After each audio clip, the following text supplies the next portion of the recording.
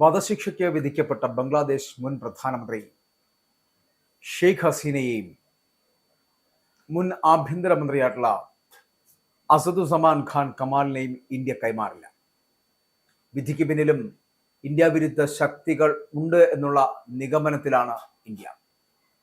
ഇരുവരെയും ഉടൻ കൈമാറണമെന്ന് ഇന്ത്യയോട് ബംഗ്ലാദേശ് ആവശ്യപ്പെട്ടിട്ടുണ്ട്.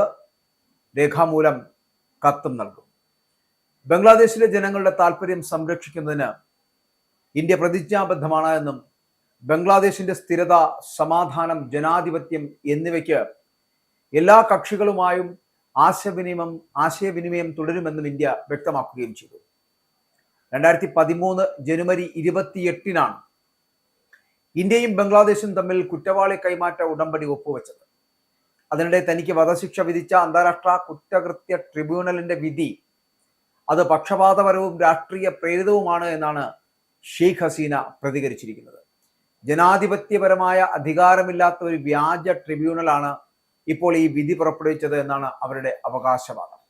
കുറ്റാരോപണങ്ങൾ പൂർണ്ണമായിട്ടും നിഷേധിക്കുന്നുവെന്നും വിചാരണ മുൻകൂട്ടി നിശ്ചയിച്ച നാടകമായിരുന്നുവെന്നുമാണ് ഷെയ്ഖ് ഹസീനയുടെ ആരോപണമെന്ന് പറയപ്പെടുന്നത്. പട്ടാള ഭരണത്തിൽ നിന്ന് രാജ്യത്തെ മോചിപ്പിച്ച ഉരുക്കു വനിതയെന്ന് ഒരു കാലത്ത് ബംഗ്ലാദേശുകാർ ഹസീനയെ വാഴ്ത്തിപ്പാടിയിരുന്നു.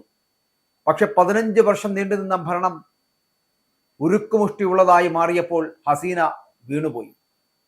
വിദ്യാർത്ഥികൾ ഉയർത്തിയ പ്രക്ഷോഭ കൊടുങ്കാറ്റ് നേരിടാനാകാതെ രാജ്യം വിട്ട് ഓടേണ്ടി വന്നു ഹസീനയ്ക്ക്. കഴിഞ്ഞ ജനുവരിയിലാണ് ഷെയ്ഖ് ഹസീന 5ാം തവണയും പ്രധാനമന്ത്രിയായത്. 1947 കിഴക്കൻ പാകിസ്ഥാനിലെ തുങ്കിപ്പാറയിലായിരുന്നു ജനനം ഹസീനയുടെ. ധാക്ക സർവകലാശാലയിൽ നിന്ന് ബംഗാളി സാഹിത്യത്തിൽ ബിരുദാനന്തര ബിരുദം നേടിയ വ്യക്തിയായിരുന്നു ഷെയ്ഖ് ഹസീന. പിന്നീട് വിദ്യാർത്ഥി രാഷ്ട്രീയത്തിൽ സജീവമാകുന്നു. ഹസീനയ്ക്ക് 27 വയസ്സുള്ളപ്പോഴാണ് ബംഗ്ലാദേശ് വിമോചന നായകനായിട്ടുള്ള പിതാവ് ഷെയ്ഖ് മുജീബുർ റഹ്മാൻ അദ്ദേഹത്തെ പട്ടാളം വധിക്കുന്നത്. അമ്മയും 3 സഹോദരങ്ങളും കൊല്ലപ്പെടുന്നത്. 1975-ലായിരുന്നു ആ പട്ടാള അട്ടിമറി നടന്നത്. ഹസീനയ്ക്കും സഹോദരിക്കും അപ്പോൾ ഇന്ത്യ അഭയം നൽകുന്നു. 6 വർഷത്തിന് ശേഷം തന്റെ പിതാവിന്റെ പാർട്ടിയായിട്ടുള്ള അവാമി ലീഗിന്റെ നേതൃത്വത്തിലേക്ക് ഷെയ്ഖ് ഹസീന എത്തപ്പെടുന്നു. ഖാലിദാസിയയുടെ ബംഗ്ലാദേശ് നാഷണലിസ്റ്റ് പാർട്ടിയുമായി ചേർന്ന് പട്ടാള ഭരണകൂടത്തെ താഴെ ഇറക്കാൻ വേണ്ടിയിട്ട് അവർ പോരാടുന്നു. 1990-ൽ ഇരുവരും ലക്ഷ്യം നേടുന്നു. എന്നാൽ പിന്നീട് കടുത്ത രാഷ്ട്രീയ ശത്രുക്കളായി മാറുന്നു ഇരുവരും.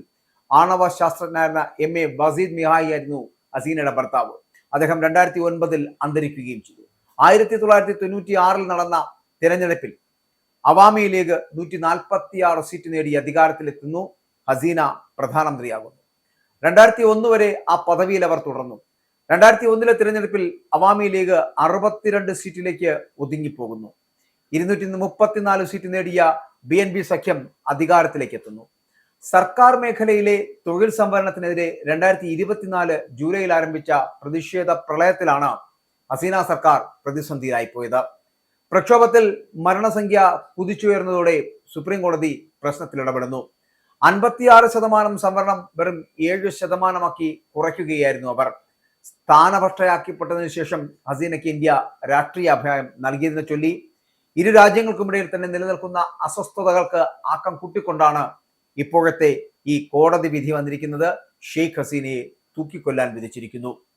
കോടതിയിൽ സ്വയം പ്രതിരോധിക്കാൻ ന്യായമായിട്ടുള്ള അവസരം ലഭിച്ചില്ല എന്നുള്ള വാദം കൂടി, ആരോപണം കൂടി, ആക്ഷേപം കൂടി ഹസീന മുന്നോട്ട് വയ്ക്കുന്നു.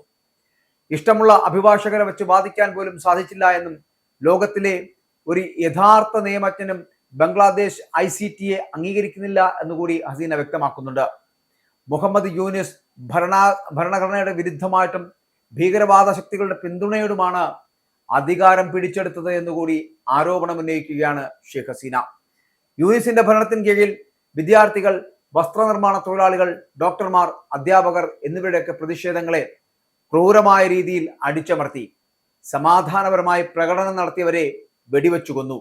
മാധ്യമ പ്രവർത്തകർ പീഡനവും ഉപദ്രവവും നേരിട്ടുവെന്ന് അടക്കം നമുക്ക് അവിടെ നിന്ന് ലഭിക്കുന്ന കാഴ്ചകളായിരുന്നു.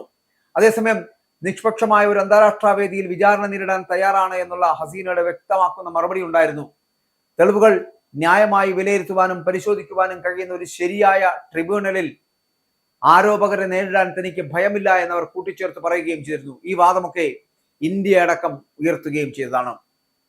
ബംഗ്ലാദേശും ഇന്ത്യയും തമ്മിലുള്ള ഉഭയകക്ഷി കൈമാറ്റ കരാർ പ്രകാരം രണ്ട് കുറ്റവാളികളെയും കൈമാറണമെന്ന് ബംഗ്ലാദേശ് വിദേശകാര്യ മന്ത്രാലയം നിലപാടെടുക്കുകയും ചെയ്തിട്ടുണ്ട് ഇപ്പോൾ. എന്നാൽ ഹസീനയ്ക്കെതിരെയുള്ളത് രാഷ്ട്രീയ പ്രേരിതമായിട്ടുള്ള ശിക്ഷയാണ് എന്നാണ് ഇന്ത്യയുടെ നിലപാട് എന്ന് പറയപ്പെടുന്നത്. മനുഷ്യരാശിക്കെതിരായിട്ടുള്ള കുറ്റകൃത്യങ്ങൾക്ക് ശിക്ഷിക്കപ്പെട്ട വ്യക്തികൾക്ക് അഭയം നൽകുന്നത് സൗഹൃദപരമല്ലാത്ത പ്രവൃത്തിയും നീതിയോടുള്ള അവഗണനയുമായി കണക്കാക്കുമെന്നും, അല്ലെങ്കിൽ ഇന്നോ നാളെയോ രേഖാമൂലം ഇന്ത്യയോട് ഇത് ആവശ്യമുന്നയിക്കുമെന്നൊക്കെ ബംഗ്ലാദേശ് വിദേശകാര്യ വക്താക്കൾ ഇതുമായിട്ട് ബന്ധപ്പെട്ട് വ്യക്തമാക്കുന്നുമുണ്ട്. അതേസമയം മുൻ പ്രധാനമന്ത്രിയായിട്ടുള്ള ഷെയ്ഖ് ഹസീനയുമായി ബന്ധപ്പെട്ടിട്ട് international crimes tribunal of Bangladesh പ്രഖ്യാപിച്ച വിധിയുണ്ടല്ലോ, അത് സശ്രദ്ധം ഇന്ത്യ മനസ്സിലാക്കുന്നുണ്ട്. രേഖാമൂലം കത്ത് കിട്ടുമ്പോൾ ഔദ്യോഗികമായിട്ട് പ്രതികരിക്കുവാൻ തയ്യാറെടുക്കുകയാണ് ഇന്ത്യ. അതിനിടെയാണ് ബംഗ്ലാദേശിൽ കലാപ സാഹചര്യം ഉണ്ടാകുന്നത്, പ്രതിഷേധക്കാർ തെരുവ് കീഴടക്കാൻ ഇറങ്ങുന്നത്.